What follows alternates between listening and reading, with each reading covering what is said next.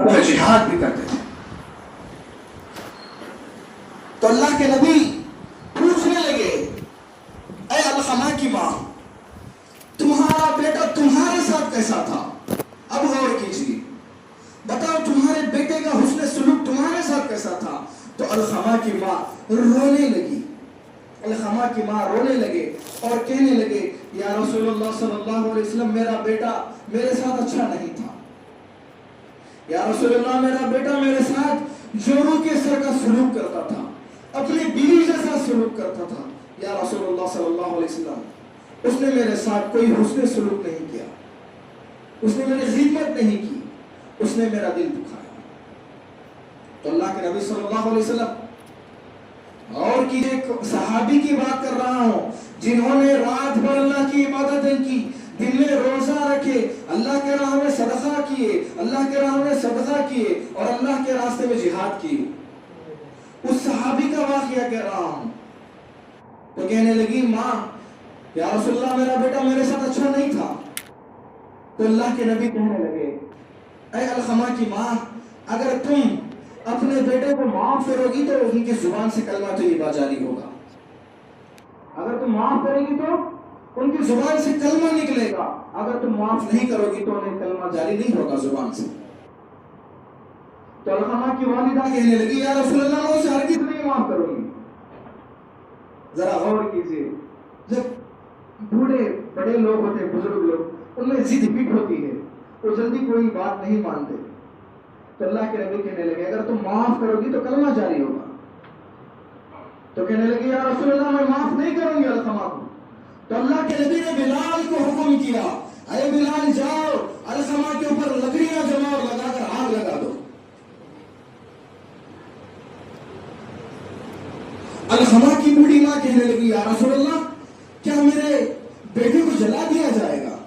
یا رسول اللہ کیا میرے نور نظر کو جلائیں گے؟ یا رسول اللہ کیا میرے بیٹے کو جلا دیں گے؟ تو اللہ کے نبی نے کہا ہاں اے بلال جاؤ آگ لگا کر القمہ کو راکھ کر دو. تو بوڑھی ماں رونے لگی یا رسول اللہ کیا میرے بیٹے کو میرے سامنے جلا دیا جائے گا؟ کیا میری نظروں کے سامنے میرے بیٹے کو جلائیں گے؟ تو اللہ کے نبی نے کہا القمہ کو دوزخ کی آگ میں جلنے سے بہتر ہے کہ دنیا کی آگ میں جلا دو. غور کیجئے واقعی دنیا میں اگر ہم کو جلا دیے تو آخرت میں دوزخ میں جلنے سے بچ جاتے، اگر یہاں نہیں جلائے تو آخرت میں جلنا پڑے گا. تو کہنے لگے اے بلال جہاں لکڑیاں جما دو اور آگ لگا دو القمہ کے اوپر. جیسا ہی کہنا تھا تو سیدنا بلال حبشی رضی اللہ تعالیٰ القمہ رضی اللہ تعالیٰ پر لکڑیاں جما دی. جیسا ہی آگ لگانے والے تھے، آگ سلگانے والے تھے، تو ماں کی ممتا، ماں بچے سے کتنا بھی ناراض ہو، کتنا بھی جو ہے ان بچوں سے غصہ ہو، لیکن ماں باپ بچوں کی ہزار غلطیاں بھی معاف کر دیتے ہیں. تو جب بلال حبشی ان پر لکڑیاں جمائے، جیسے ہی آگ لگا رہے تھے تو ماں چیخ بھری درد بھری آواز میں کہنے لگی یا رسول اللہ صلی اللہ علیہ وسلم میں آپ کو اللہ کو گواہ بنا کر کہتی ہوں کہ میں نے القمہ کو معاف کر دیا.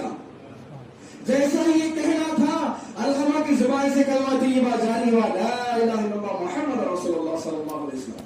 اسی وقت ان کی روح قبض ہو گئی.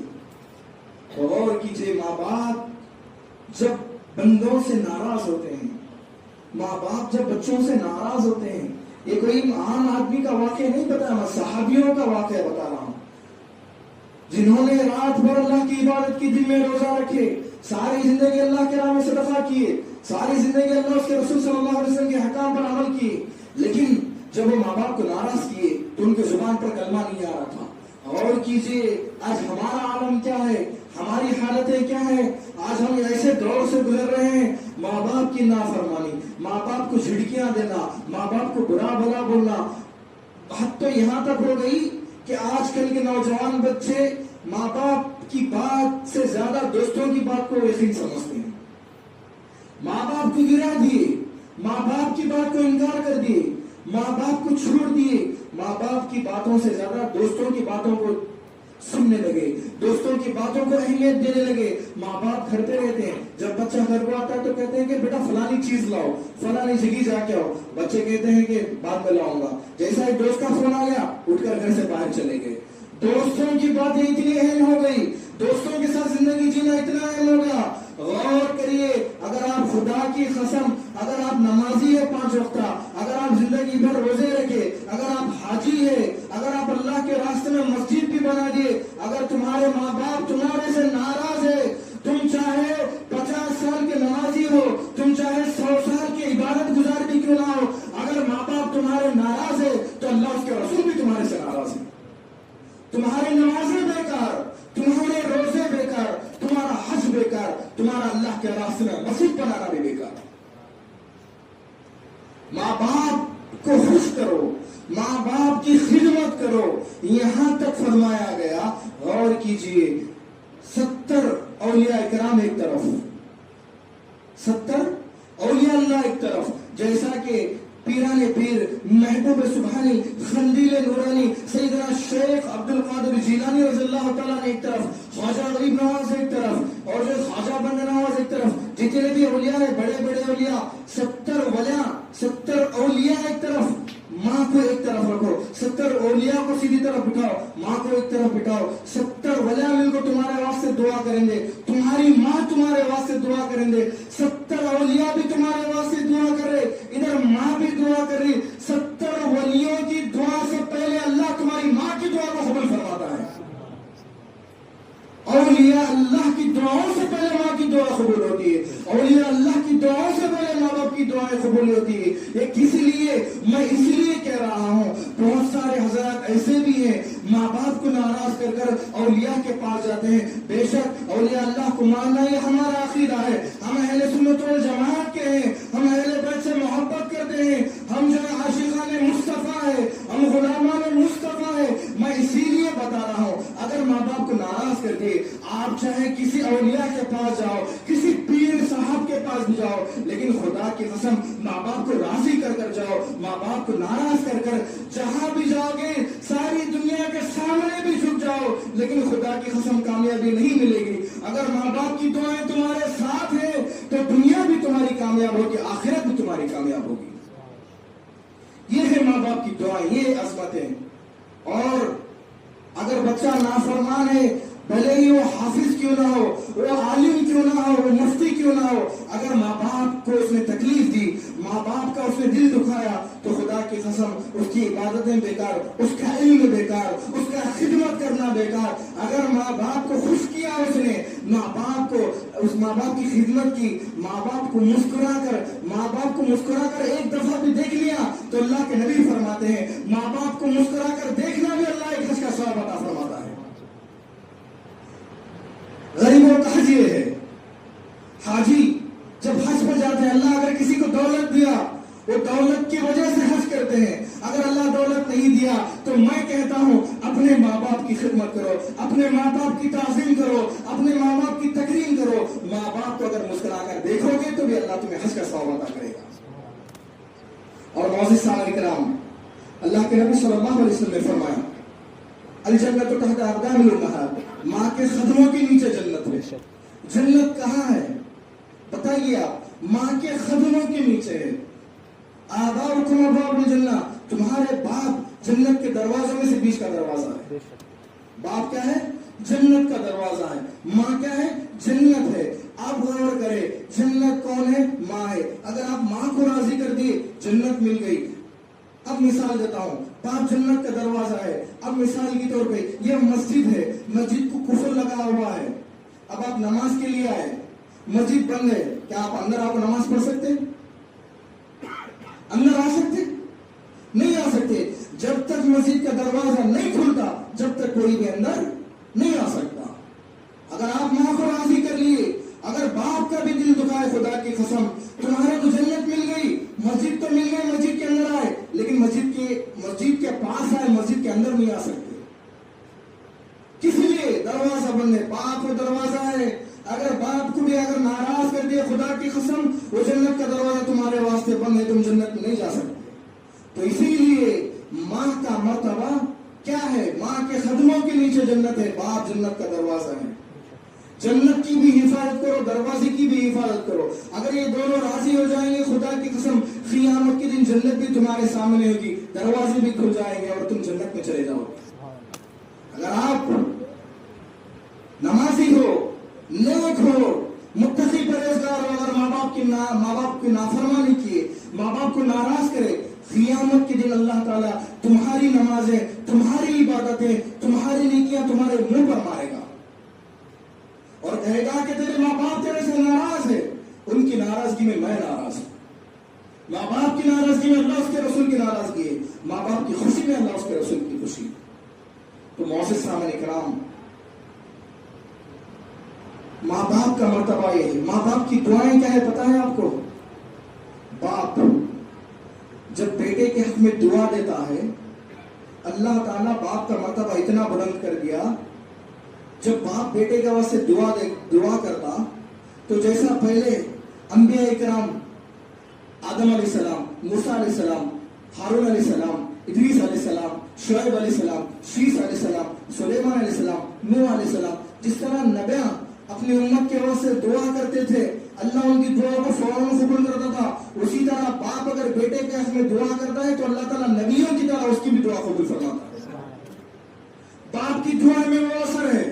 باپ بیٹے کے لیے دعا کرتا, جس طرح نبی امت کے لیے دعا کرتے تھے, اللہ نبیوں کی دعا امت کے لیے پہلے قبول کرتا تھا, اسی طرح بیٹے کے لیے اللہ تعالیٰ باپ کی دعا فوراً قبول کرتا. اور بددعا بھی اسی ہے, جس طرح موسیٰ علیہ السلام, جس طرح نوح علیہ السلام اپنی قوم کے اوپر بددعا کرے. آپ واقعات کو اٹھا کر دیکھیے, قرآن مجید کی تفسیر پڑھیے, قرآن مجید کی جو ہے سیرت پڑھیے, آپ کو پتہ چلے گا نوح علیہ السلام کون تھے, جنہوں نے 1100 سال دین کی خدمت کی. کتنے سال؟ 1100 سال دین کی خدمت کی, کوئی دین نہیں لایا. لاسٹ میں ان کے بیٹے تک وہ ایمان نہیں لائے. ان کا بیٹا ایمان نہیں لایا, بیوی ایمان نہیں لائی, لوگ ایمان نہیں لائے, الٹا ان کو ستانے لگے, الٹا لوگ ان پر ظلم کرنے لگے, ستم کرنے لگے. ایک دن نوح علیہ السلام اللہ کے بارگاہ میں دعا کرے, اے اللہ میں نے اتنے سال دین کی خدمت کی, لوگوں کے بیچ میں رہا, دین پھیلانے کے لیے, تیرے دین کی عظمت کے لیے, تیرے دین کی سربلندی کے لیے, لیکن اے اللہ لوگوں نے مجھے میرا دل دکھایا, لوگوں نے میرا دل توڑا, لوگوں نے مجھے تکلیف دی. اے اللہ ایک ایسا عذاب نازل کر کہ سارے کے سارے دنیا سے ختم ہو جائے. جیسا ہی نوح علیہ السلام بد دعا کرنا تھا, اللہ کا حکم ہوا کہ اے نوح اب کشتی بنا لو, اب کشتی کی تیاری کرو. تم کشتی بناؤ گے تو میں اس کے بعد ایسا طوفان نازل کروں گا, دنیا سے ساری نسل ختم ہو جائے گی. اس کے بعد کیا تھا, نوح علیہ السلام جنگل میں کشتی بناتے تھے, لوگ ان کو تانے دیتے تھے. لوگ آ کر کہتے تھے کیا ہوا, بارش آتی ہے کون سا بھی, دیکھے تو کشتی بنا رہے.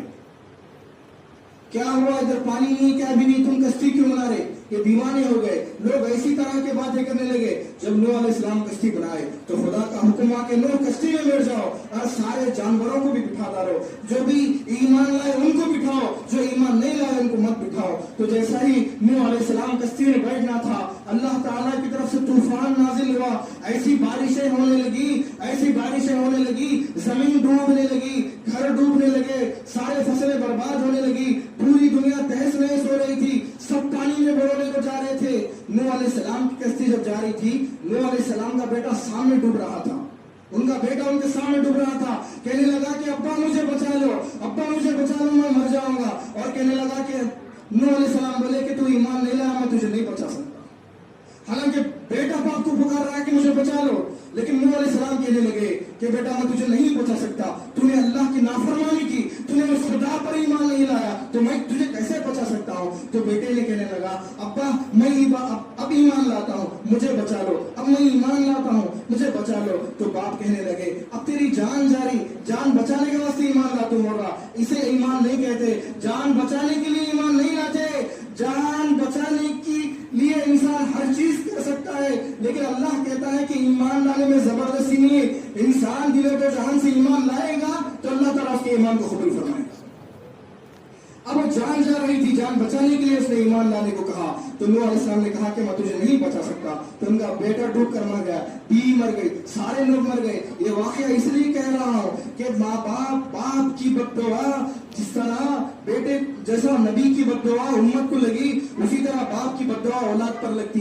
तो अपने बाप की खिदमत करो, बाप को राजी करो, बाप की दुआएं लो, माँ की दुआएं लो, तुम्हारी दुनिया भी आबाद होगी, आखिरत भी आबाद होगी। एक मुख्तसर सा वाकया मैं आपके सामने रखकर अपनी बात को मुख्तसर से खत्म करना चाहता हूँ, क्योंकि वक्त की कमी है। एक मरतबा बाबा आवाज़ बुलंद दुरूद शरीफ का नज़राना पेश कीजिए। पढ़िए अल्लाहुम्मा सल्लि अला सय्यिदिना शफीअना व हबीबना व नबिय्यिना मौलाना मुहम्मद व बारिक वसल्लम सल्लल्लाहु अलैहि या रसूलुल्लाह सल्लल्लाहु अलैहि वसल्लम। सैयदना मूसा अलैहिस्सलाम, मूसा कलीमुल्लाह कोई तूर पर अल्लाह से कलाम करते थे, अल्लाह से बातें करते थे। तो सैयदना मूसा अलैहिस्सलाम रोजाना पहाड़ पर जाते थे, अल्लाह से हम कलाम होते थे।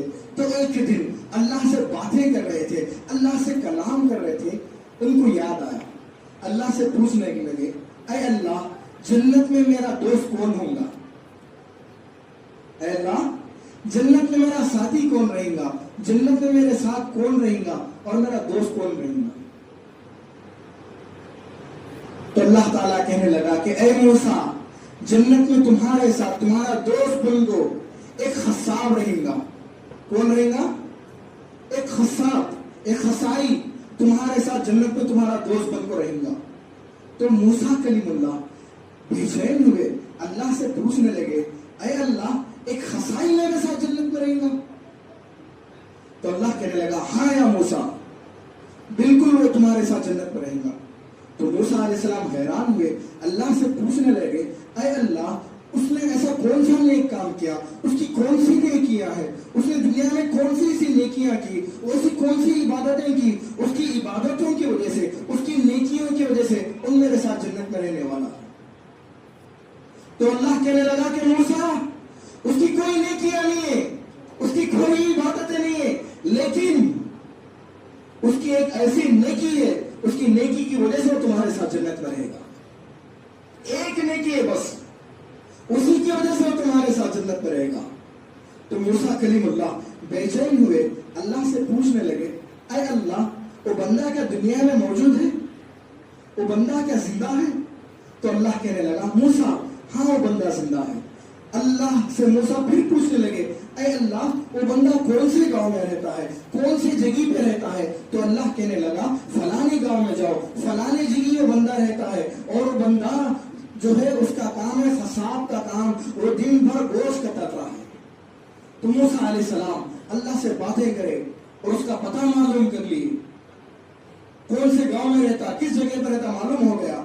तो जो है मूसा कलीमुल्लाह उस गांव में चले गए, उस मुकाम पे चले गए, लोगों से पूछा कि वो बंदे का घर कहाँ है? तो लोगों ने बताया फलाने जगह उसका घर है, फलाने मोहल्ले में घर है। तो जो है मूसा अलैहिस्सलाम चले गए, जाकर देखने लगे, दूर से दूर खड़े हुए देखने लगे, वो आदमी गोश्त कतर रहा है। क्या कर रहा? गोश्त कतर रहा।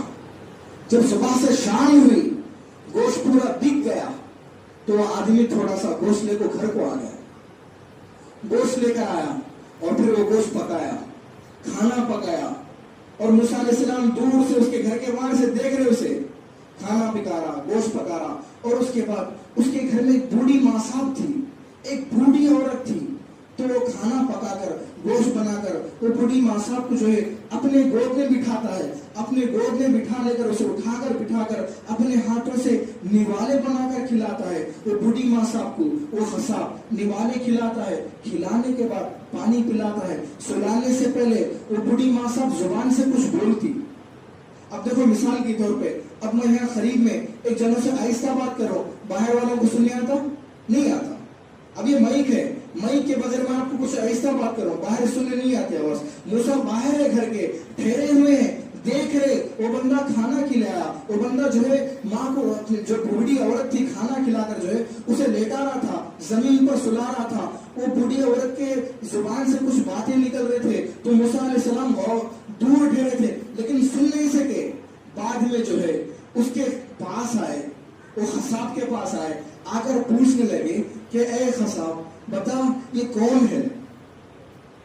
तो उसने कहा ये मेरी माँ है, ये मेरी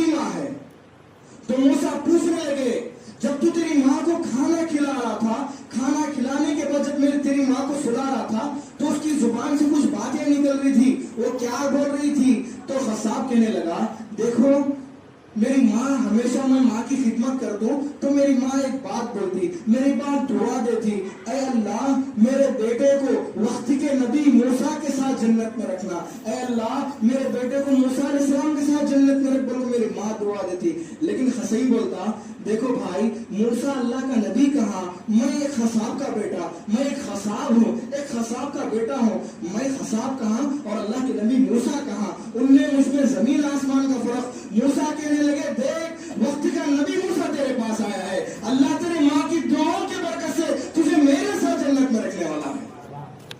یہ ہے ماں کی دعاؤں کی عظمت، یہ ہے ماں کی دعاؤں کی برکت، یہ ہے والدین کی خدمت۔ تو اس کا بدلہ آپ کو اللہ دنیا میں بھی دے گا اور آخرت میں بھی دے گا۔ اللہ رب العزت کے بارگاہ میں دعا ہے کہ رب کریم رب ذوالجلال مجھے اور آپ کو تمام مسلمانوں کو صحیح معنوں میں اپنے ماں باپ کی خدمت کرنے کی توفیق عطا فرمائے۔ اے اللہ